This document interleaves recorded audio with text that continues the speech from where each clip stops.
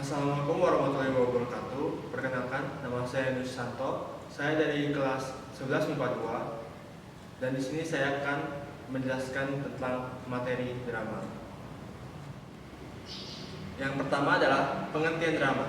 Secara etimologi, istilah drama berasal dari bahasa Yunani yaitu draumai, yang berarti berbuat, berlaku, bertindak atau bereaksi. Selanjutnya, drama didefinisikan sebagai bentuk seni yang berusaha mengungkapkan perihal kehidupan manusia melalui gerak atau aksion dan percakapan atau dialog. Drama termasuk ke dalam karya sastra baru. Yang kedua adalah jenis-jenis drama. Ada beberapa jenis drama tergantung dari dasar yang digunakan. Dalam bentuk pembagian jenis drama, biasanya digunakan 3 dasar, yaitu berdasarkan penyajian kisah drama, berdasarkan sarana, serta berdasarkan keberadaan naskah drama tersebut. Berdasarkan penyajian drama dapat dibedakan menjadi 8 jenis antara lain. Yang pertama adalah tragedi drama yang bercerita tentang kesedihan, komedi drama yang bercerita tentang komedi yang penuh dengan kelucuan. Ketiga, tragikomedi berpaduan antara kisah drama, tragedi, dan komedi. Keempat, opera drama yang dialognya dengan cara dinyanyikan dan diiringi musik. Setelah itu, melodrama, drama yang dialognya diucapkan dan dengan diiringi musik. Selanjutnya adalah fals drama yang menyerupai dagelan, namun tidak sepenuhnya drama tersebut dagelan. Dan berikutnya, tablo jenis drama yang lebih mengutamakan gerak. Para pemainnya tidak mengucapkan suatu dialog, namun dengan melakukan berbagai gerakan. Yang terakhir adalah sendera tari, gabungan antara seni drama dan serta seni tari. Berdasarkan dari sarana pementasannya, pembagian jenis drama antara lain, yang pertama adalah drama panggung, drama yang sepenuhnya dimainkan di panggung. Yang kedua yaitu drama radio tidak seperti biasanya. Drama ini tidak dapat dilihat, tapi hanya dapat didengarkan oleh penikmatnya saja dengan melalui radio. Yang ketiga, drama televisi hampir sama dengan drama panggung, namun drama televisi tidak dapat diraba. Yang keempat, drama film drama. Fitur menggunakan media layar lebar serta biasanya dipertunjukkan di bioskop. Kelima, drama wayang, drama yang diiringi dengan pergerakan wayang. Yang keenam, drama boneka. Para tokoh drama tidak dimainkan oleh aktor manusia sungguhan, tapi digambarkan dengan boneka yang dimainkan beberapa orang.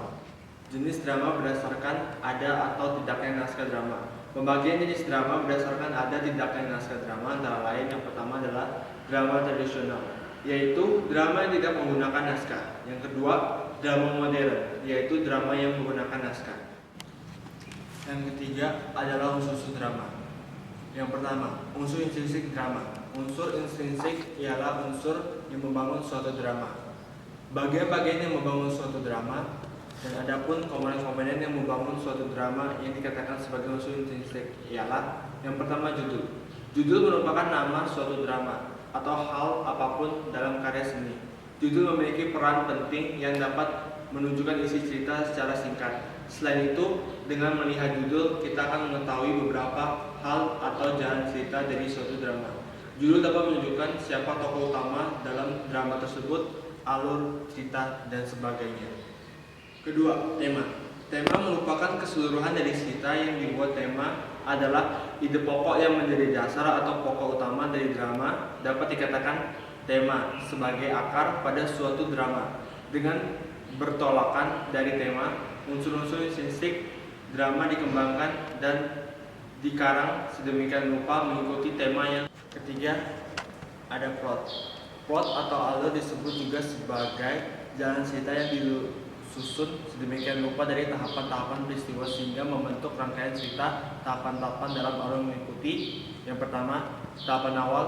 Pada tahap awal ini merupakan tahapan pengenalan tokoh-tokoh cerita serta perwatakan, latar, dan lain sebagainya.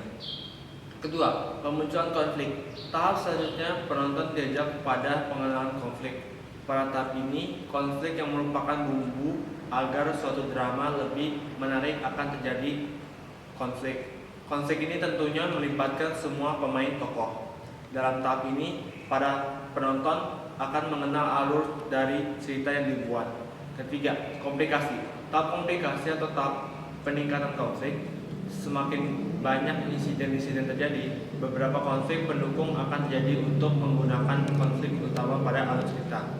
Berikutnya, climax merupakan tahapan puncak dari konflik yang ada. Di tahapan ini merupakan tahapan puncak dari ketegangan yang terjadi mulai dari awal cerita.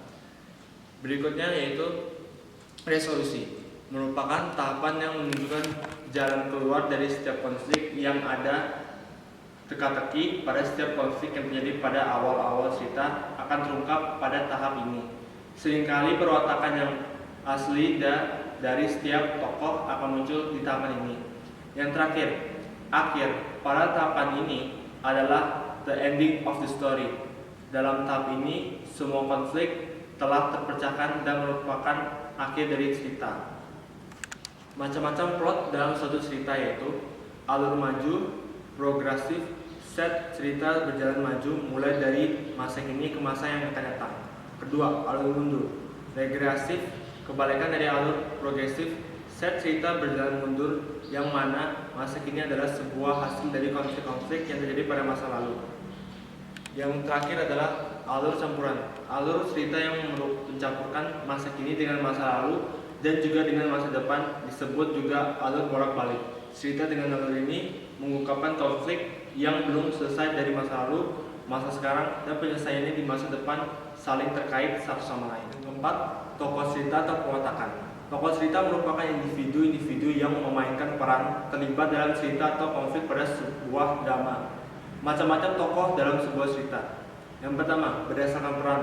Tokoh utama atau sentral merupakan tokoh yang dilakukan atau tokoh utama dalam sebuah cerita atau drama, sedangkan tokoh tambahan, figuran merupakan tokoh yang membantu atau mendukung cerita dalam cerita. Dapat memiliki beberapa tokoh utama yang dapat dikenali orang-orang, sering muncul dalam cerita, sedangkan tokoh figuran hanya muncul beberapa scenes. Kehadirannya hanya untuk menunjang cerita dari tokoh utamanya. Berikutnya ada dialog. Dialog merupakan serangkaian percakapan dalam cerita. Teknik dialog amat penting bagi sebuah cerita. Masing-masing tokoh sangat dikuatkan dengan dialog yang diucapkan serta gaya atau mimik wajah. Berikutnya adalah konflik. Konflik merupakan masalah pertikaian, pertentangan yang terjadi pada suatu drama. Konflik ini dialami oleh tokoh utama dengan dibantu oleh tokoh-tokoh penunjang. Setiap drama atau cerita memiliki konflik yang berbeda-beda. Konflik sebuah drama akan menambah ketertarikan para penonton. Bahkan sebaiknya mampu mengajak penonton seolah-olah dalam pertikaian yang terjadi antar tokoh. Red meresahkan. Konflik antara tokoh menyimpang teka-teki yang membuat penonton semakin penasaran dengan kelanjutan cerita dari bagaimana endingnya. Berikutnya, latar atau setting merupakan tempat terjadinya setiap peristiwa yang berlangsung dalam alur cerita. Tak hanya itu, latar mencakup peralatan waktu, pakaian, budaya, serta yang berhubungan dengan kehidupan para tokoh dalam cerita. Berikutnya ada mana. Tentu dalam sebuah cerita ingin menyampaikan sebuah pesan-pesan moral kepada penonton. Amal ini disampaikan secara tersirat, artinya tidak tertulis dalam naskah, namun dapat diambil hikmah dari alur konflik. Cerita ini merupakan bagian amat penting dan tidak boleh dilupakan dalam sebuah drama. Berikutnya ada bahasa. Bahasa yang digunakan dalam sebuah drama memiliki kekhasan yang mengacu pada budaya kehidupan sehari-hari, sosial budaya, serta pendidikan. Bahasa digunakan untuk menghidupkan cerita agar cerita senantiasa komunikatif.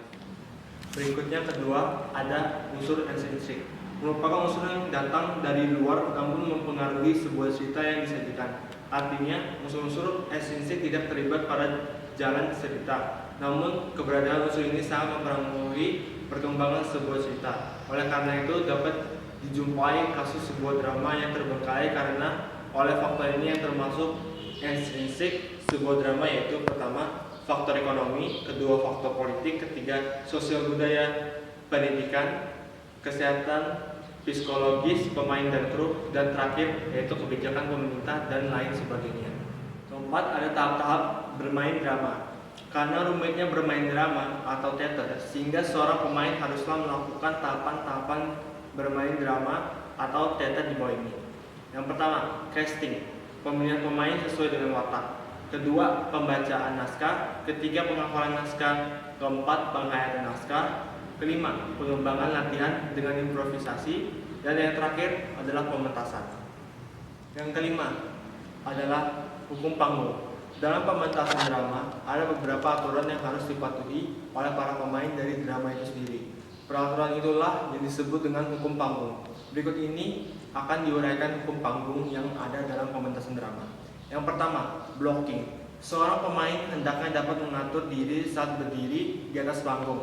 Tidak diperkenalkan bagi seorang pemain untuk membelakangi penonton atau juri dalam pementasan atau lomba drama.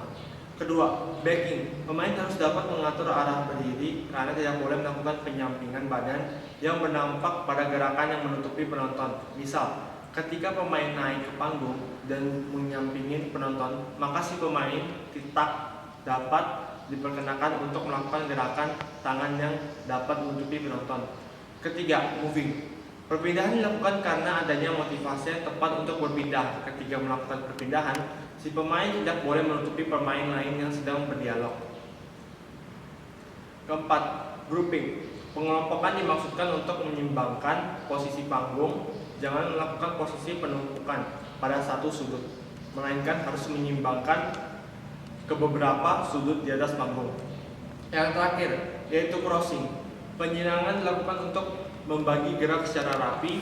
Penyilangan juga dapat dilakukan pemain untuk menghindari blocking dan penumpukan posisi pemain. Selain itu, arah keluar harus sama dengan arah masuk. Yang terakhir adalah ciri-ciri pementasan drama. Ada kemiripan antara drama dan teater. Namun dalam pementasan drama ada ciri-ciri yang khas. Ciri tersebut sebagai berikut. Yang pertama, dalam drama vokal tidak harus kuat karena diperkuat atau diambil oleh mikrofon.